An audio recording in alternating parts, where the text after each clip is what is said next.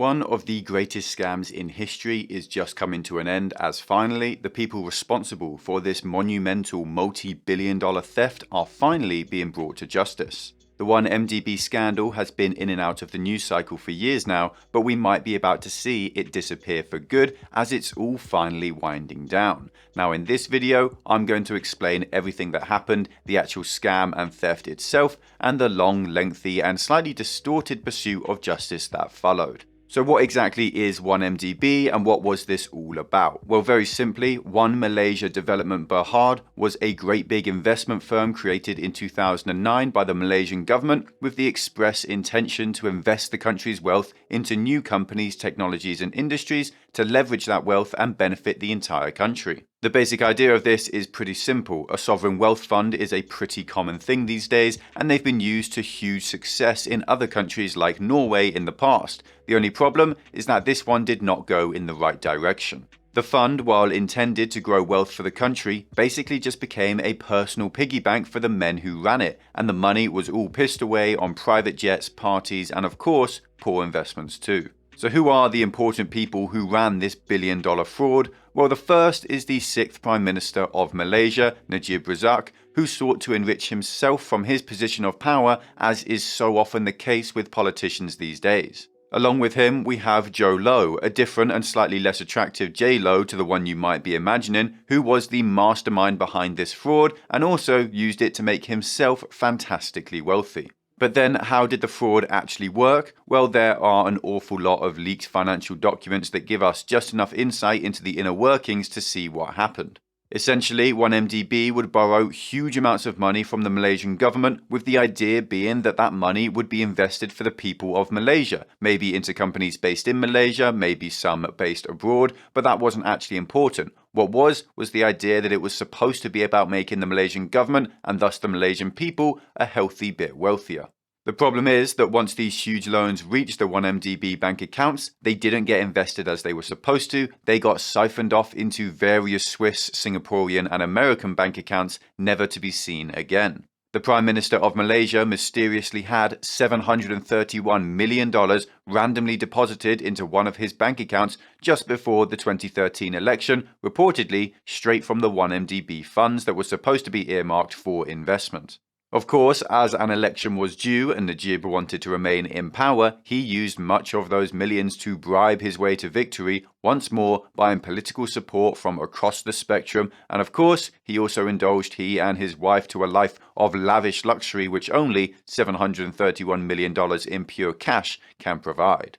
At the same time, the mastermind of the whole fraud, Joe Low, was living it big in Hollywood, throwing some of the most lavish and ridiculous parties the wealthy elite over there had ever seen. Low went on to become personal friends with Leonardo DiCaprio. He bought mega mansions and mega yachts in Beverly Hills and in New York. He literally bought Jay-Z's and Beyonce's house, only to never actually live in it. He had a private jet and an original Picasso, of course, and to top it all off, he racked up $85 million in gambling debts, which were, of course, all paid off by the Malaysian taxpayer. And finally, he had a birthday party for himself, where a bunch of A-list stars sang for him, and Britney Spears literally jumped out of a birthday cake. All in all, Low spent over $10 billion on his lavish lifestyle in just under a decade, a literally ridiculous burn rate of cash that I've never seen matched by anyone before, and something that could only be done by someone who never had to work for the wealth that they found themselves in control over.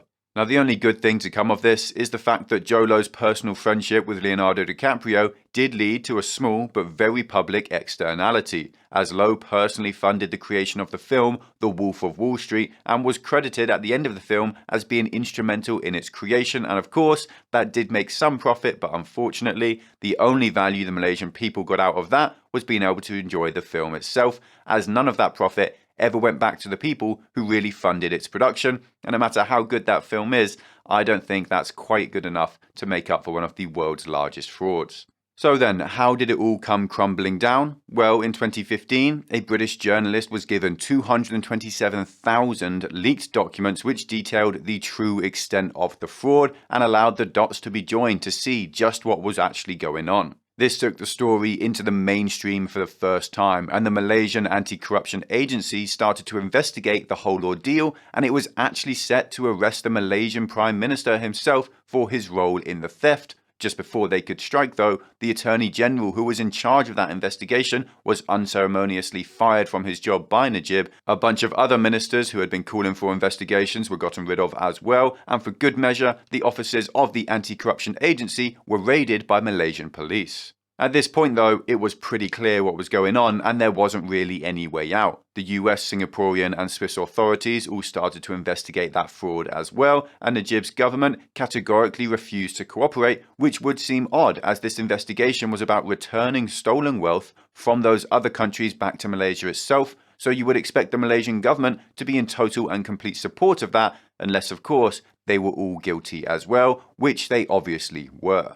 A few years went by though, and as it was the Prime Minister and his cronies who committed those crimes, literally nothing could be done. That was until 2018, when the opposition was elected into power on an anti-corruption platform, with the spearhead of that plan being to find out the fraud that Najib was responsible for and put the whole issue to bed once and for all. Najib and all of his properties were searched by police, and they found huge amounts of stolen wealth, including various pieces of jewelry worth over $270 million.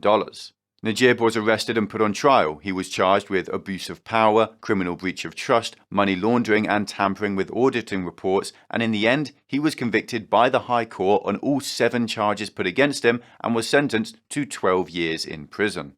Joe Low, the mastermind behind the fraud in the first place, and the playboy who became best friends with the Hollywood elite, who are all infamous for being morally bankrupt, disappeared with much of his wealth intact, and he's believed to be living in China just as wealthy as ever, now being protected by an even more corrupt government, the Communist Party. Now finally, what of the people who helped these people commit this monumental fraud? Were any of them brought to justice? Well, yes, some of them were, but almost all of them got off scot-free, as is usually the case.